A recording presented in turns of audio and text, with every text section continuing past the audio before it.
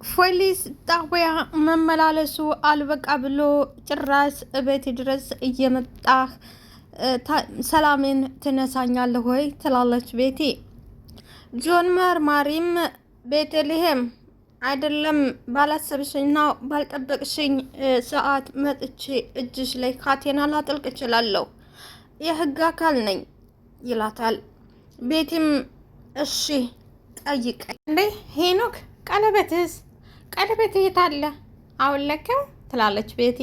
ሄኖክም እንዴ ያው አጋጣሚ ነው ስራ ትሰራ ነበር ቅድም እንዳበላሽ ብዬ አውልቄው ነበር ይላታል። ሰላም ጤና ይስጥልኝ ውድና የተከበራችሁ አድማጭ ተመልካቾቼ፣ ለቻናል አዲስ የሆናችሁ ላይክ፣ ሰብስክራይብ፣ ሼር በማድረግ ጀምሩት።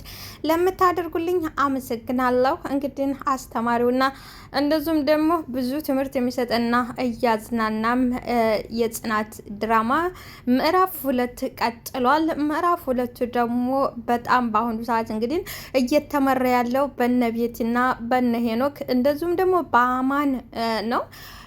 በእንግዲህ አሁን ላይ የቤቲና የሄኖክ ጉዳይ በጣም በነሱ ነው። ምዕራፍ 2 እስካሁን ድረስ የነበረው በጣም ደስ የሚልና እንደዚሁም ደግሞ ፈተናው በኪራ ላይ የበዛበት ሆኖም ግን በጣም የተጨነቁትና በጭንቀት ውስጥ ያለው ቤቲና ሄኖክ ናቸው።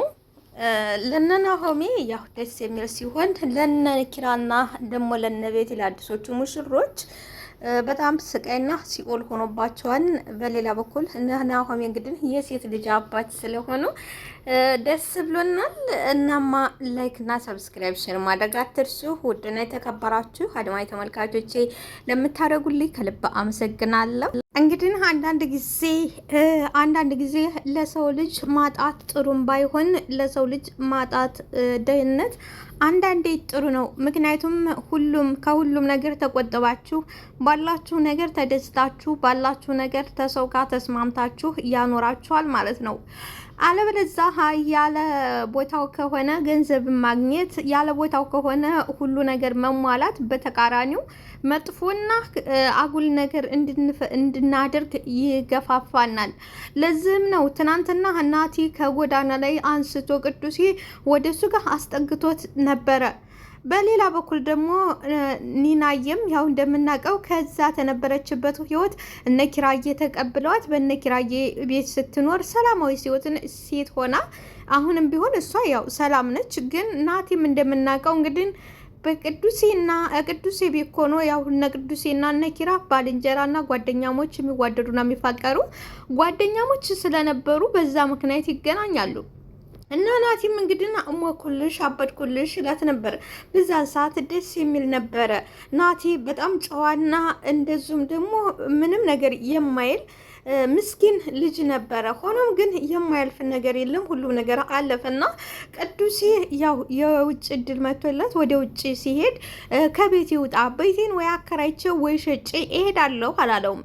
መልካሙና ጥሩ ልብ የነበረው ቅዱሴ ናቲ ይሄ ቤት ከዚህ በኋላ አንተ ትኖርበታለህ፣ ተኒና ጋር ተጋብታችሁ አብረህ ትኖርበታለህ፣ እንደዚሁ ደግሞ መኪናዋንም አንተው ትጠቀምባታለህ አለው። ከዚህ በኋላ እንግዲህ ቅዱሴም ወደ የሚሄድበት ሀገር አቀና። እንደተባለው ኒናና ናቲም ተጋቡ። ግን ተጋቡ በኋላ ያ በፊት የነበራቸው ሰላምና ደስ የሚል ይሄ ቀን አብረን የምንሆንበት ቀን እንደዚህ ሳይሆነን አብረን እንሆናለን። ምክንያቱም አንድ ሰው ቤት ሲመሰርት ሁሉ ነገር በጣም ከባድ ነው። አንተ ስራ የለህ እኔ ስራ የለኝ እያሉ ነበረ። ሆኖም ግን የሆነ ሆኖ ዛሬ ላይ የራሳቸው የሚሉት ማረፊያ ነገር አግኝተው ከዛም አልፎ ተርፎ መኪና ሁሉ አግኝቶ ነበር። ሆኖም ግን ያ ትናንትና ምንም የማይናገረው ጭምቱና ጨዋው ናቲ ዛሬ በሰከንድ ውስጥ ሲቀየር ምንም አልፈጀበትም። በደቂቃ ውስጥ ተቀይሮ ትናንትና የነበረው ለኔና ፍቅር፣ ትናንትና የነበረው ጨዋነት፣ ትናንትና የነበረው ትህትና ዛሬ ላይ ገንዘብ ሲያገኝ ሙሉ በሙሉ ገደል ሰዶት የማናቀው ሌላ ናቲ መጥቷል። በዚህም እንግዲህ ኒና በጣም ተበሳጭታለች፣ በጣም ተነደለች። መጨረሻ ላይ ናሆሜን ወደ ቤቷ ጠርታ ባክህ ትዳሬ አደጋ ላይ ነው፣ ናሆሜ ባክህ ምከርልኝ፣ ይጠጣል፣ አንድ ጊዜ እዛው የሚያድርበት አለ፣ እንደዚሁም ደግሞ አትጨቃጨቂያለሽ በማለት መኪና ውስጥም እያደረ ነው። ስለዚህ ናሆሜ ትዳሬም አደጋ ውስጥ ነው። ስለዚህ እኔ እንደዚህ ያለ ትዳር ደግሞ አልፈልግም፣ ሰላማዊ ህይወትና ደስተኛ ህይወት እንጂ እንደዚህ ከሆነ ተዝህ መውጣት እፈልጋለሁ አለችው። ናሆምም እንደተባለው ጠሪ አክባሪ ብሎ ባለው አቅሙ ሄዶ ናቲን ይመክረዋል። ናቲም እንግዲህ በናሆም ፊት አጀባጆ ሳይዞች ይቅርታ ካለ በኋላ ደግመው ዛሬ ላይ እንግዲህ ኒና ተስፋ መቁረጥ ላይ ደርሳለች። ኒና አልጋዋ ላይ ቁርምት ብላ ቁጭ ብላ አውርጂው እንዴት ነው እማደርገው በማለት በትካዜና በሀዘን አልጋዋ ላይ ኩርምት ብላለች። ናቲም ደብረክ እያለ መጣ። ኒናዬ ሳሎን ስገባ እኮ አጣሁሽ፣ እዚህ መተሽ ኩርምት ብለሻል። ለምን ሳሎን አይሻልሽም ወይ? ለመኮራመቱስ ቢሆን ሳሎን አይሻልሽም ወይ ይላታል። ኒናዬ ችግር የለውም እዚሁ ብኮራመት ይሻለኛል፣ ሳሎንስ ብቀመጥ ምን ዋጋ አለው ብለህ ነው ትለዋለች። ናቲ እንደውም እኔ ከአንቺ ጋር እዚሁ ጥሩ ጊዜ ማሳለፍ ነው የምፈልገው፣ እዚሁ ከአንቺ ጋር ጥሩ ጊዜ ነው ማሳለፍ የምፈልገው፣ እንደውም ወደ ሳሎን አልሄድም አለና እሺ ኒናዬ ይላል ናቲ። የለውም ናቲ ሂድ፣ እኔ ሁሉንም ነገር ለምጄዋለሁ፣ ግን ደግሞ እኔ እስከ ዛሬ ድረስ በብዙ ነገሮች የተሰቃየሁና በብዙ ነገሮች የተገፋሁ ነኝ። ግን ደግሞ ከዚህ በኋላ መገፋትም መሰቃየትም ይበቃኛል።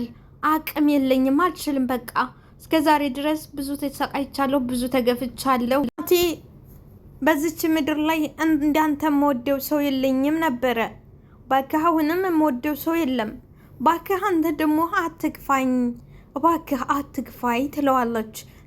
ናቲ እኔ ካንተ የምፈልገው ንጹህ ፍቅር ብቻ ነው። እኔ ደግሜ እልሃለሁ ከዚህ በኋላ ምንም ስቃይ አልቋቋምም፣ ምቋቋምበት አቅምም ሆነ ጉልበት የለኝም። ናቲ አንተም እንደሌላው ሰው አትግፋኝ እባክህ። ናቲ አዬ አውቃለሁ፣ ጎድቼሻለሁ፣ አበሰቋቁልሻለሁ፣ ገፍቼሻለሁ፣ ግን ለአንቺ የሚገባሽ አይደለም። ስለዚህ ባክሽ ይቅርታ አድርግልኝ፣ እስከዛሬ ለበደልኩሽና ለገፋሁሽ ባክሽ ይቅርታ አድርግልኝ። አየሙች እውች ይውልሽ እጆቿን ሳም በማድረግ ከዚህ በኋላ አልገፋሽም፣ ለበደልኩሽና እስካሁን ለፈጸምኩብሽም እባክሽ ይቅርታ አድርግልኝ። ምርህ አንቺ እንደዚህ የሚገባሽ ሴት አይደለሽም። ንናዬ እባክሽ ከልብሽ ይቅርታ አድርግልኝ እባክሽ ይላታል። ኒናዬም ያው የሴት ልብ ነውና እኛ ሴቶች ቶሎ እንመልሳለን፣ ቶሎ እንግላለን፣ ተፈጥሯዊ ህጉ ስለሆነ ነው። እንግዲህ ተኒና ናቲም እንግዲህ ናቲም ለኒናውን እና ኒናዬ ልቅም ያለች የጠየው ቆንጆ ነች። ናቲ ደግሞ ናቲ ነው የኮዚ ዱባ የመሰለ ሰው። ኒናዬ እንደዝም እኮ ነው። ለምንድን ነው ጥያቄው? ኒናዬን አሁን እቃወማታለሁ። ኒናዬን እና ኒናዬ ምን ትላለች መሰላችሁ? የምርህን ነው ወይ? የምሬን ነው ኒና፣ የምሬን ነው። በቃ አሁን የልቅ ተዝህ ሙድ እንውጣና ምግብ እንብላ። የወር ነገር አይሳካለትም እንደምናውቀው ናቲ። በቃ ከዚህ ጭቅጭቅ ሙድ እንውጣና ምግብ እንብላ አለ። በቃ የሰራሁልሽ ምግብ አልተስማማሽም፣ አሁን አንቺ ትሰሪያለሽ፣ እኔ አግዝሻለሁ፣ ከዛ እንበላለን አላት። ከዚህ በኋላ ደስ አላት። በል ዘለኝ አለችው። ደነገጠ አለ። እዘለኝ ቅጣቱ ዝለኝ አለችው። ከዛ በቃ ምን አደርጋለሁ በይነይ ለኝ ምግቡን ስራው ብትይኝም አልሰራዋለሁኝ ይላታል። እንግዲህ በአንድ ጊዜ ፋፈሽ አለች። ትክስ ያለችው እና ቅዝም ያለችው ኔና ቃሌን እሰጥሻለሁ ኪያ፣ ከዚህ በኋላ እንደ ጠበቃሽ ታልሆን እንደ ጓደኛሽ ሆኜ ማንኛውንም ነገር አብሬሽ ሆኜ ልጋፈጥልሽ ቃሌን እሰጥሻለሁ ይላታል። ዮሴፍ እኔ እኮ ሰው ማመን አቆሚያለሁ። ሰው ማመን ሰው እያመንኩኝ ተመሰበር ውጪ ሌላ አንዳችም ነገር አላተረፍኩም። ስለዚህ ሰው ማመን አቆሚያለሁ። ጠበቃ ዮሴፍም ይኸውልሽ ኪያ በቃላት አይደለም መሸነግልሽ፣ በቃላት ልሸነግልሽ ሳይሆን ተግባሬንና ስራዬን አይተሽ እንድትመሰክሪልኝ እንድታምኒ ነው የምፈልገው። ምንም አይነት ጨለማ ውስጥ ብትሆኝ እኔው በራልሻለሁ። ሁሉም ትቶሽ ሲሄድ እኔ ታንቺ ጋር ቆማለሁ።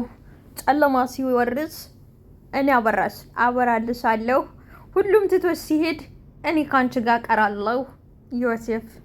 ሁሉም አላምንሽም ሲልሽ እኔ ግን አምንሻለሁ። ሁሉም ሲተውሽ እኔ ግን ካንቺ ጋር እቆማለሁ። ልቤ ነው ከልቤ ነው ይህንን ቃላት ያወጣሁልሽ ከልቤ ነው ኪያ።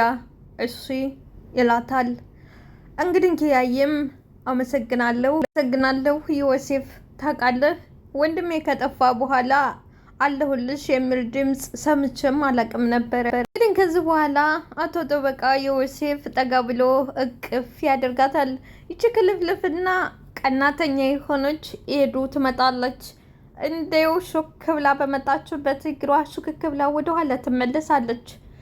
እንግዲህ ጠበቃ ዮሴፍም የሱን ቦታ የወንድምሽን ቦታ ባልተካልሽም ግን ደግሞ ከጎንሽ ነኝ ምንም እንዳይሰማ። እንጃ የዘንድሮ ነገር ግራ እያጋባኝ ነው አቶ በእውቀቱ። ድሮ እኮ ኖር ነው ፍቅሩ፣ ጣዕሙ፣ ደስታው፣ ሰው ለሰው መዋደዱ።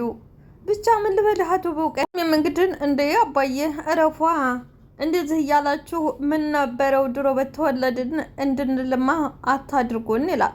አቶ አያሌውም ዘወር ይልና ወደ ናሆም ነው የኔ ልጅ ልክ ነው፣ የዛ ጊዜ መኖር እኮ መታደል ነው ይላል አቶ አያሌው። በእውቀቱም ልክ ብለሃል አቶ አያሌው፣ በድሮ ጊዜ እኮ እንዲህ አልነበር። ሞልቶ ፍቅር ጎልቶ ሰው ወጥቶ በሰላም የሚመለስበት ጊዜ ነበር።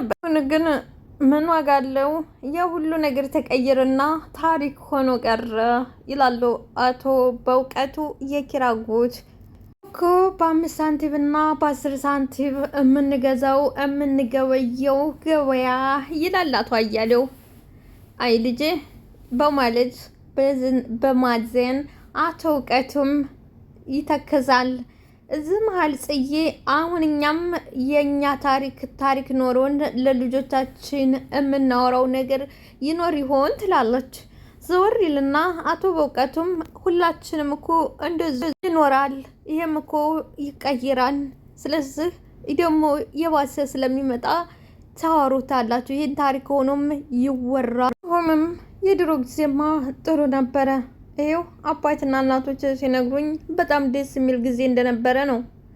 ግን ምን ዋጋ አለው ይላል አቶ በእውቀቱም። የድሮ ጊዜ ምንም አንዳች ምስጢር አልነበረውም።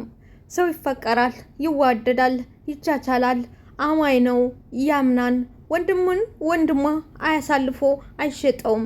ገንዘብን አስበልጦ ወንድሙን አይጥለውም። ሌላ ምንም ምስጢር የለው። ይሄ ነው ምስጢሩ። ገንዘብ ርካሽ ነው።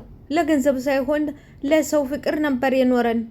ግን ምን ዋጋ አለው? ዛሬ ያናንተ ዘበን ፍቅር ሳይሆን ገንዘብ ነው የሚበልጠው።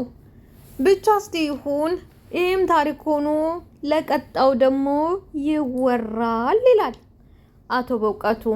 የሚያሳዝነው ነገር እንደዚህ ካወጉና ከተጨዋወቱ ተተሳሳቁ በኋላ በቅስፈት ይሄ ደስ የሚለው ጭውውታቸው በቅስፈት ወደ ሌላ ነገር ይቀየራል። አቶ በእውቀቱ ከኪራ ጋር ሲያወሩ ናሆም ይሰማል። ናሆም የጠረጥርና ከሌላ ሰው ጋር ነው እያወራ ያለው በማለት አቶ በእውቀቱን ካልገደልኩ ይላል። ሆነም አቶ አያሌው ግን ልጃቸውን ጎትተው ይዘው ይወጣሉ። ምሽህ ብቻ ጽናትም ላይ ያፈጥባታል። ናሆም አንቺ ነሽ ጽናት ያለሽን ሁሉ እያስገባሽ የወንድሜን ቤት ልታዘርፊው ነው በማለት ጽናትም ትደነግጣለች። ላይክ፣ ሰብስክራይብ፣ ሸር አድርጉልኝ። ወዳችኋል።